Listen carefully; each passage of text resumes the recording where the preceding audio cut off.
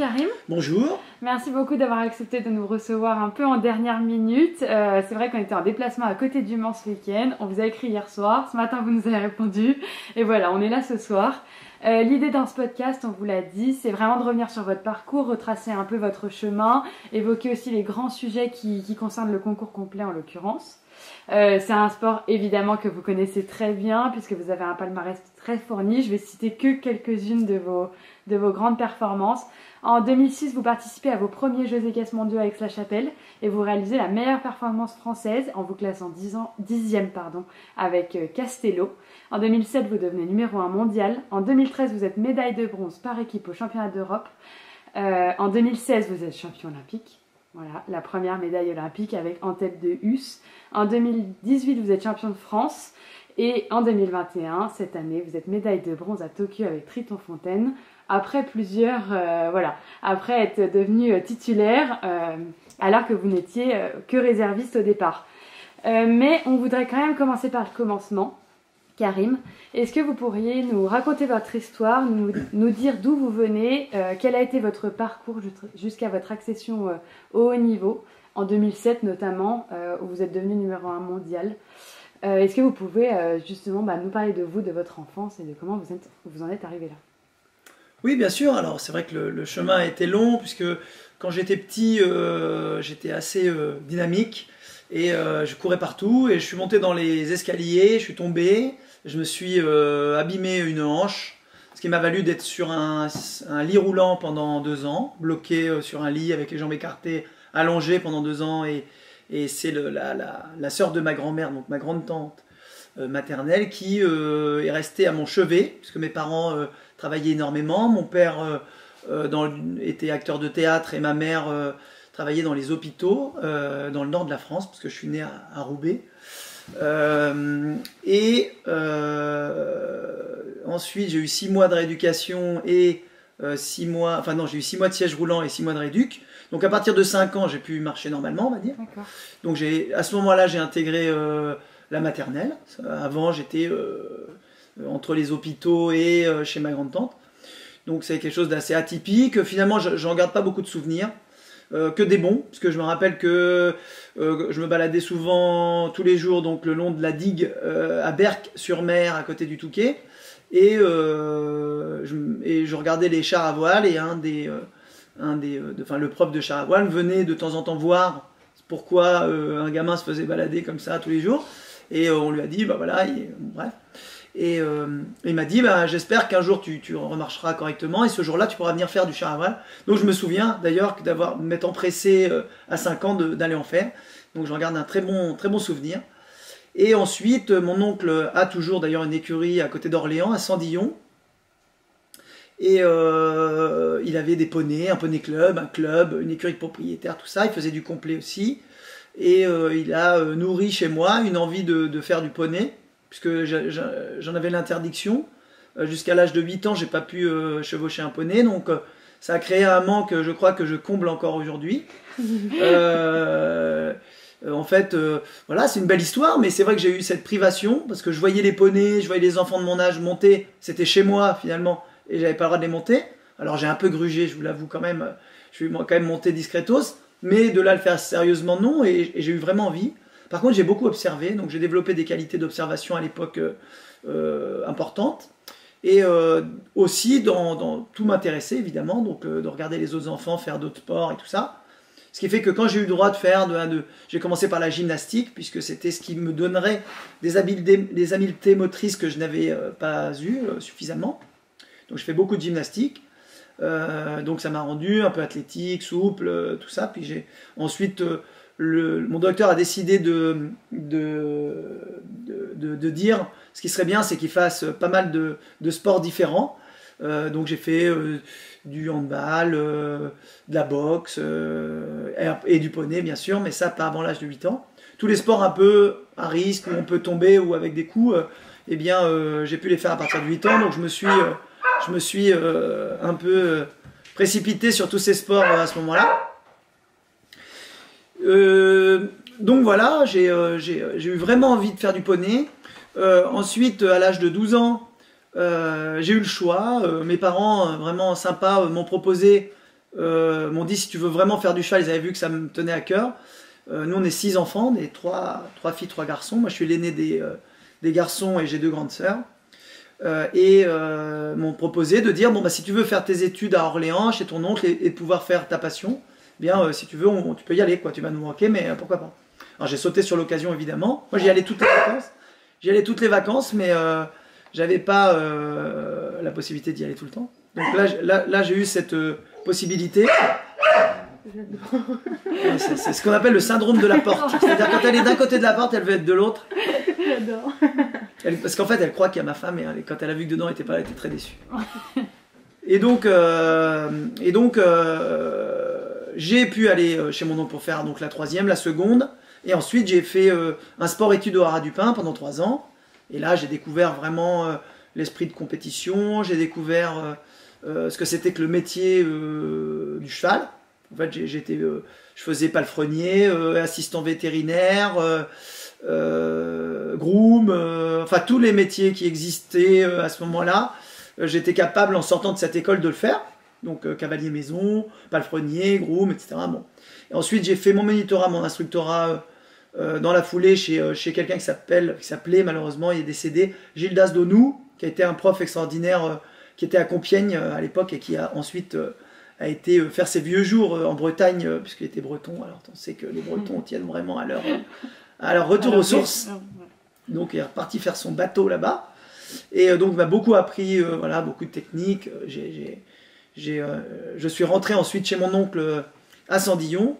Et voilà, j'ai eu la possibilité de petit à petit m'améliorer. Alors je rentrais déjà tous les week-ends, enfin régulièrement pour monter des chevaux chez mon oncle. J'avais fait un petit laps de temps entre mon sport-études et mon monitorat. J'avais aussi passé 1 an et demi ou 2 chez mon oncle, donc ça m'avait aussi mis vraiment dans le coup du haut niveau, tout en sachant qu'en fait au départ, mon oncle faisait lui du haut niveau, parce qu'il a fait des pré-olympiques, il était dans les listes, il a fait les championnats de France, etc. Pierre de France donc, et moi j'ai récupéré, en fait j'ai fait l'inverse de ce qui se passait à l'époque, c'est-à-dire que tous les chevaux qui n'allaient pas pour le complet, moi je les récupérais pour faire du saut avec. Okay. Donc j'ai commencé par le saut finalement, avoir beaucoup de chevaux, parce que ceux qui trottaient pas, enfin qui n'avaient pas d'allure, mais qui sautaient, bah, je les avais. Ceux qui n'avaient pas assez de sang ou pas assez de courage, eh bien je les avais aussi. Donc je me suis retrouvé avec pas mal de chevaux de saut. J'ai fait notamment les 6 ans à Fontainebleau, des 135, etc. Donc des belles épreuves pour quelqu'un de 17 ans, 18 ans. Et puis après je suis retourné chez mon oncle après mon monitorat, instructorat. Et j'ai bénéficié d'une usine à chevaux, puisque je me suis retrouvé avec, en très peu de temps, je me suis retrouvé avec 37 chevaux de compétition. C'est vrai qu'à l'époque, c'était une autre époque justement, et on n'était pas nombreux pour s'en occuper, on était 3, donc ça faisait beaucoup de travail. Par contre, moi ça me passionnait, j'étais tout le temps en concours, enfin je sais pas combien de parcours j'ai pu faire par an, mais c'est surréaliste. Je sais pas si j'ai été égalé peut-être par mon prédécesseur, mon successeur, pardon, qui est Mathieu Lemoine, moi quand je suis parti m'installer avec ma femme Camille, eh bien lui il a pris mon poste, et donc il a certainement dû aussi en faire beaucoup. Et voilà la relou. Et voilà la sous-préfète. Elle la trouve pas. Et donc là, j'ai gravi les échelons du haut niveau. Il faut savoir que en général, les chevaux avec lesquels je faisais du haut niveau, c'était ceux qu'on n'arrivait pas à vendre, parce que c'était une écurie de commerce. Donc j'ai eu Histoire de Tribal, dont je suis très fier de l'avoir encore dans mon pré aujourd'hui. Ça a été vraiment l'un de mes premiers chevaux avec le Fanois, qui m'a permis d'avoir mes premières victoires, notamment le Lion d'Angers, que j'ai pu gagner. J'y étais jamais allé, c'est en 2001 je crois, et championnat du monde des 6 ans, et on m'avait dit il faut que tu ailles au Lion d'Angers, c'est super beau, c'est génial, c'est vraiment, il y a du monde. J'avais dit fièrement, moi quand j'irai c'est quand j'aurai un cheval, et j'y suis allé. Donc avec Histoire j'ai gagné. Le deuxième c'était le cheval de Nicolas Touzin, Hildago de Lille, qui a gagné badminton. C'était le deuxième à ce moment là. L'année suivante on s'est inversé, lui a gagné, moi j'étais deuxième à 7 ans. Donc c'était une belle histoire, si je puis faire ce jeu de mots, parce que c'est histoire de tribal. Ensuite, j'ai gagné mon premier 4 étoiles, j'ai gagné mon premier, l'équivalent du Grand National aujourd'hui, donc des A1. Enfin, ça a été vraiment un cheval important. Et puis d'autres, hein, donc Truval, Make My Day, vous le citiez tout à l'heure, avec lequel j'ai pu être 10e des championnats du monde. Avec voilà, encore un peu celui qui n'était pas trop en vogue. Pourtant, à ce moment-là, j'étais aussi remplaçant et on n'avait pas forcément envie que j'y aille. Et finalement, j'ai eu ma sélection et je me retrouve le meilleur français. Donc, j'ai déjà marqué un peu les esprits à ce moment-là. Ensuite, également, comme vous le disiez, numéro 1 mondial pendant pas mal de temps en plus. Hein, parce que, en fait, je suis allé en tout début de saison. Il y a Barro Cadalva qui a un concours au Portugal. Et il faisait une tournée. Donc, tu faisais 1, 2, 3 étoiles de l'époque, donc tu rajoutes une étoile maintenant, donc ça fait 2, 3, 4 étoiles. Et puis une semaine de repos, et à nouveau on enchaîne, machin. Donc nous ça faisait nos vacances, et en même temps faire les 2 épreuves d'affilée. Et je crois que j'ai gagné toutes les épreuves. Et j'en avais pas qu'un par épreuve. J'étais 1, 2, un truc surréaliste. Donc je me suis retrouvé, comme les compteurs sont remis à 0 en début d'année, je me suis retrouvé en février, quoi, le 15 février, donc très tôt. Numéro 1 mondial. Ah bah oui. Et le temps que les mecs rattrapent les points, comme il y avait beaucoup d'épreuves et que j'avais beaucoup de chevaux, bah, ça m'a permis d'être numéro 1 mondial. Donc ça a été une grande fierté. Et ça a été aussi, par rapport à ce qui se passe aujourd'hui, ça a été l'opportunité de vivre ce que c'est que d'avoir la notoriété pour être d'être vraiment le cavalier phare du moment, c'est-à-dire faire des pages de couve, avoir des interviews comme celles qu'on a en ce moment, sans arrêt, quoi. En fait, nous, on a tendance à dire dans notre jargon, on a beaucoup d'amis à ce moment-là. Et en fait, le problème, c'est que c'est très éphémère. C'est-à-dire, quand vous n'y êtes plus, d'un seul coup, vous n'avez plus de coups de fil, vous ne faites plus de couverture, évidemment. Ou alors, il faut encore gagner, bien sûr. Mais c'est vrai que là, j'avais quand même un peu souffert. J'avais pas anticipé ça. Et pendant quelques mois, j'ai un peu tendu le dos parce que j'étais un peu déçu, en fait. Et ça m'a beaucoup servi, finalement, pour la suite de ma carrière. Parce que quand j'ai été champion olympique en 2016, je me suis vachement protégé quand même, j'ai profité, mais je me suis protégé aussi, j'ai pas cru au Père Noël en fait. J'ai pu avancer comme ça prudemment, et le fait de retomber finalement assez vite, on va dire en fin d'année, quoi, vous êtes champion olympique au mois d'août, et au mois de décembre déjà on vous a un peu oublié, ça m'a pas tellement choqué, mais au contraire, moi j'ai inversé la tendance en essayant de populariser beaucoup plus cette médaille et le complet d'une manière générale, ce que je continue à faire aujourd'hui. Et par la suite, voilà, champion olympique, et puis aujourd'hui, à nouveau, Tokyo, malgré toutes ces difficultés, déjà d'avoir perdu mon bon cheval, bien sûr, malheureusement, en TB2US, hein, qui est mon cheval de cœur, que j'aimerais avoir encore aussi aujourd'hui à l'écurie, malheureusement, c'est comme ça. Mais j'ai pu... non pas le remplacer parce que c'est un cheval irremplaçable, mais trouver un nouveau cheval pour en Triton Fontaine, et d'avoir quand même une médaille. Donc voilà, c'est une histoire avant tout d'équipe, parce que voilà, moi tout seul, tout le monde le sait, je suis pas très fort. Par contre, quand j'ai des gens autour de moi pour me soutenir, je suis très bon, et donc je suis en train d'agrandir encore l'équipe aujourd'hui. Alors on le fait ensemble, parce que finalement, je pense que dans mon entourage, je n'ai pas que des gens qui ont envie d'une équipe, mais ils se prêtent au jeu parce qu'ils voient que en fait, plus c'est plus, ça fait plus, hein, tout simplement.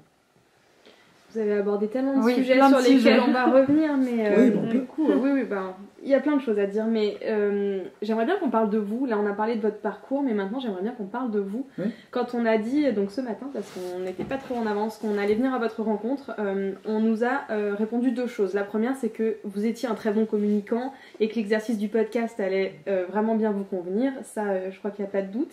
Qu'on allait beaucoup rigoler aussi, bon, ça, on le savait.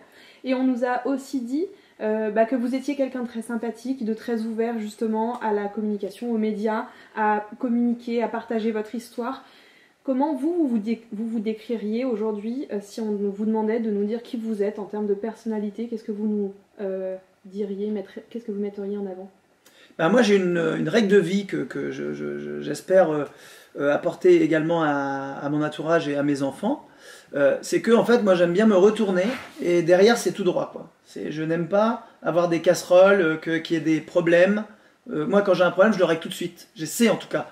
J'essaie d'être loyal, d'être correct. Alors je suis pas quelqu'un de facile à vivre pour autant parce que je suis très exigeant, mais quand tout va bien, mais quand ça va pas, on est là pour dire les choses.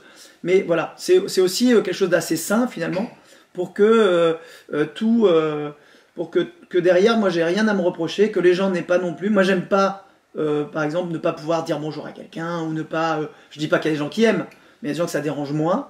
Je dis, bah lui je lui dis plus bonjour, elle non plus, voilà. Moi je supporte pas ça, c'est impossible, je déteste ça. Donc j'essaie d'être le plus droit possible, le plus correct vis-à-vis des gens. Alors effectivement il y a des gens malfaisants, mais ceux-là en général ça ne matche pas, donc vite je les intéresse pas trop non plus finalement, sans être forcément hostile, mais ils sentent qu'il n'y a pas de possibilité, donc voilà. Donc je dirais que voilà, j'aime vraiment la sincérité, et je trouve que alors il faut des années, voire des dizaines d'années pour vraiment en avoir les fruits. Mais aujourd'hui, dès que je demande quelque chose à quelqu'un qui me connaît ou qui demande à d'autres personnes, franchement je suis récompensé. Donc voilà, parfois on se dit bah, je me suis fait un peu avoir, d'accord, mais sur du long terme, vraiment c'est quelque chose de bien. Et voilà, moi je suis un peu, on va pas dire bisounours, hein, parce que j'ai les pieds sur terre, j'espère en tout cas, mais voilà, j'aime bien être droit, d'être carré, en tout cas le plus possible. Et vis-à-vis des chevaux, c'est un peu la même chose, c'est-à-dire essayer d'avoir une bonne longévité, que les chevaux, voilà, on parle beaucoup du bien-être animal, etc., mais pour nous c'est une évidence. Alors il faut communiquer là-dessus aujourd'hui, mais pour nous franchement t'as l'impression que c'est une plaisanterie. Passer une journée avec moi auprès de mes chevaux, avec mon personnel, avec tout l'environnement qui est fait ici à l'écurie et ailleurs. On parle même de thalassothérapie, il y en a une à côté d'ici. Enfin voilà, c'est quelque chose qui s'est beaucoup popularisé, et on s'aperçoit que, et j'entendais Kevin Stott le dire, je crois que c'est sur votre podcast aussi, de dire que ça marche, quoi. Plus votre cheval il se sent bien, et plus il est performant.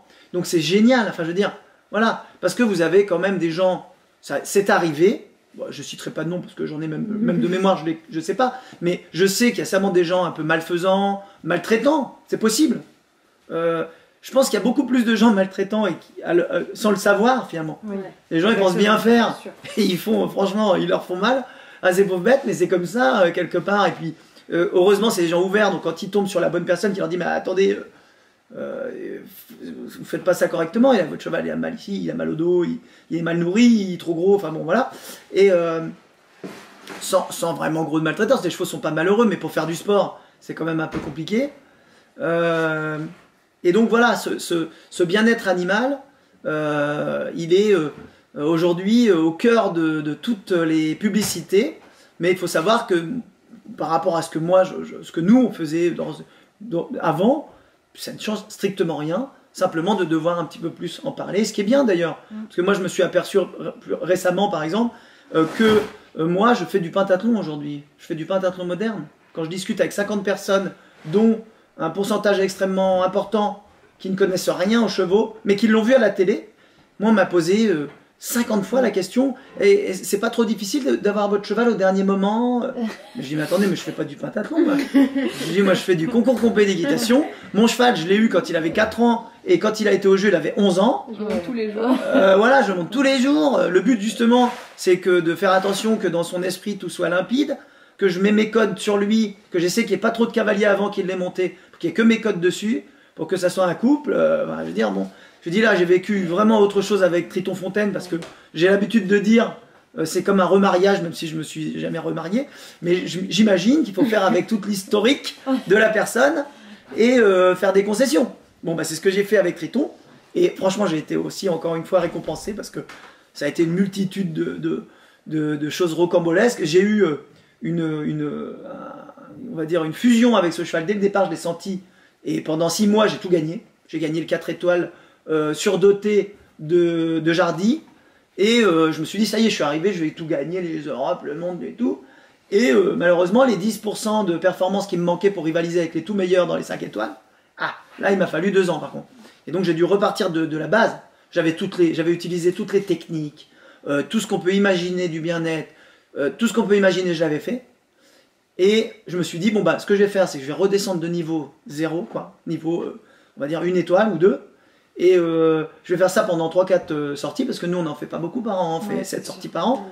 Donc j'ai fait 3-4 épreuves comme ça, où j'ai essayé d'avoir de la marge, énormément de marge, et d'être lié à lui d'une façon, voilà, comme je lui donnais des intentions, on va dire, moins rapides, parce que là, dans ces épreuves-là, ben, vous sautez un obstacle, puis le suivant, il est un petit peu, au lieu d'être à 3 foulées à l'équerre là, ben, il est à 4 ou 5 foulées, mais un peu plus dans l'axe. Donc là, il comprenait, quoi. Ça allait pas trop vite, il lui manquait il me faisait pas assez confiance, j'avais pas tout son cœur, j'avais pas tout son esprit, il se préservait quelque part, par son historique, parce qu'il me connaît pas assez bien, donc il fait confiance à lui avant, enfin, je veux dire, au dernier moment, s'il doit choisir, c'est lui qui choisit, pas moi.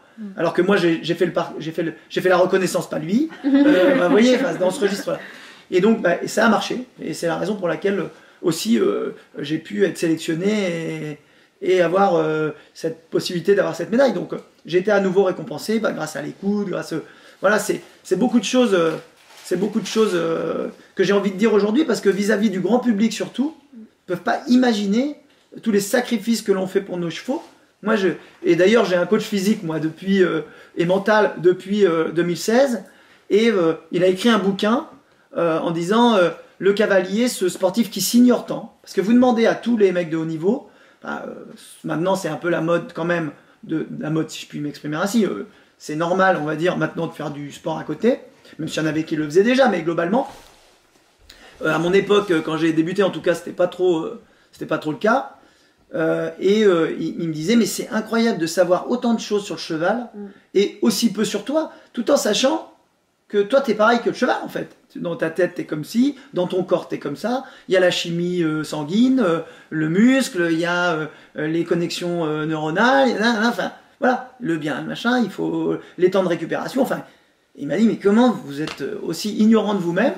Et voilà, et donc bon, c'est super intéressant de se dire que voilà, tout ce qu'on fait pour le cheval, au détriment de notre propre personne bien sûr, sans forcément le savoir, hein, mais voilà, moi maintenant, en plus je prends de l'âge, donc je prends soin de mon corps, j'essaie d'être un peu plus... je travaille beaucoup sur la respiration, et je coordonne ma respiration à celle du cheval, enfin, plein de trucs, j'essaie, voilà, moi j'ai toujours été curieux, toujours voulu avancer comme ça, toujours un truc, pas forcément un coup d'avance, mais tout m'intéresse. Donc il y a des choses que je laisse de côté parce que j'essaie, puis finalement ça ne m'intéresse pas. Et il y a des choses que je prends, et des automatismes que j'ai pris au fur et à mesure, comme ça, en m'entraînant sur moi-même, en faisant de la méditation, respirer convenablement, faire des exercices de respiration. Moi j'ai découvert les exercices de respiration il y a, en 2016 justement. Ça m'a amené même d'aller jusqu'à la méthode Wim Hof et me plonger dans des bains glacés, etc.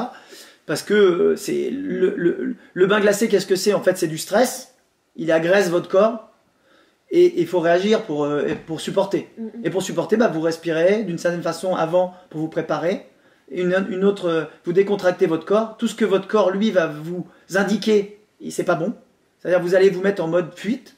C'est-à-dire, je ne sais plus si c'est le système sympathique, parasympathique. Désamorcer, en fait. Et vous reprenez c'est vous qui reprenez le contrôle par la respiration, vous reprenez le contrôle. C'est-à-dire par la chimie sanguine, c'est-à-dire les échanges gazeux, vous rendez plus rare le dioxyde de carbone et vous apportez davantage d'oxygène, contrairement à ce qui se passait. Et à ce moment-là, hop, ça rechange les messages d'alerte du corps. Bon, le bas de combat, c'est la guerre. Voilà. Donc, on apprend beaucoup là-dessus. Bon, voilà, vraiment, ça m'intéressait. Moi, je ne me posais pas la question. Il y a des choses sur lesquelles je pense que je faisais très bien, mais sans mettre une explication au bout.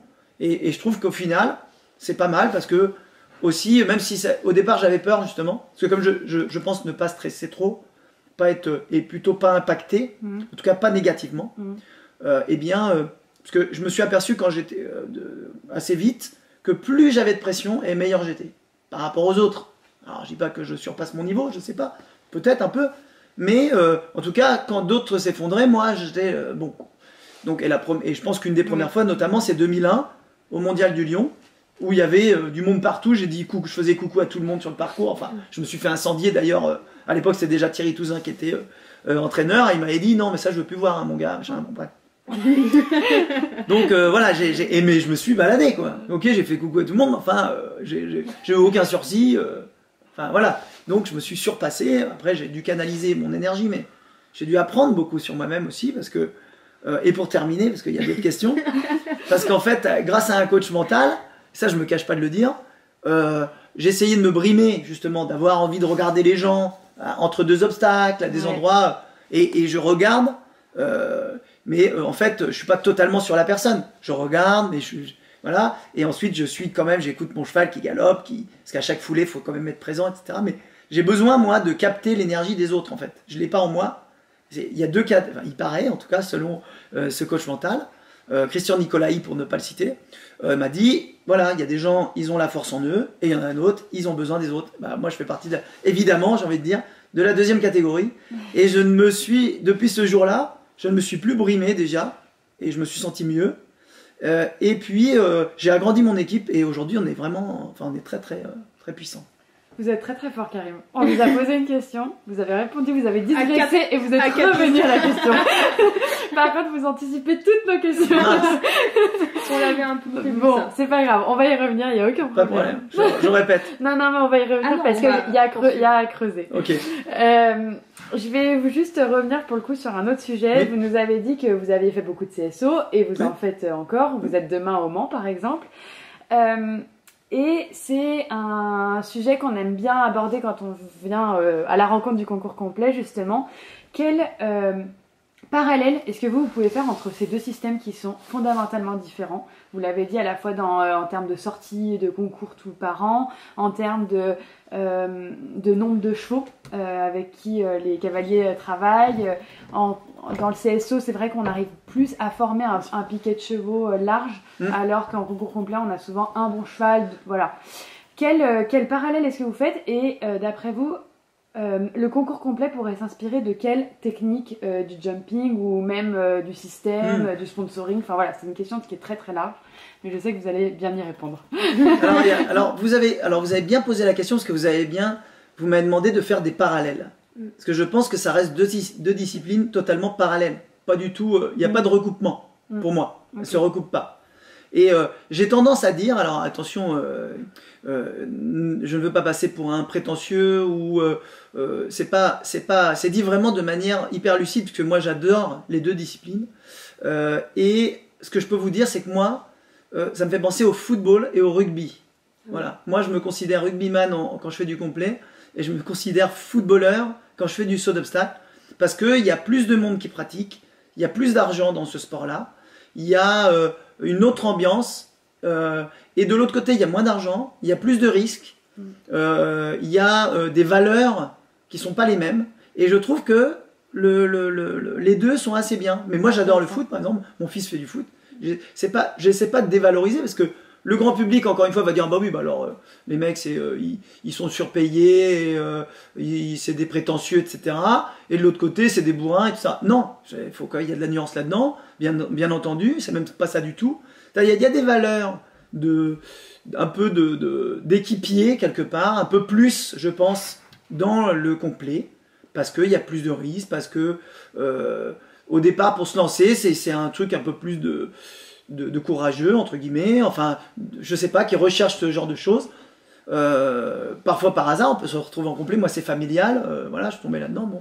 Et pour en revenir à la question principale.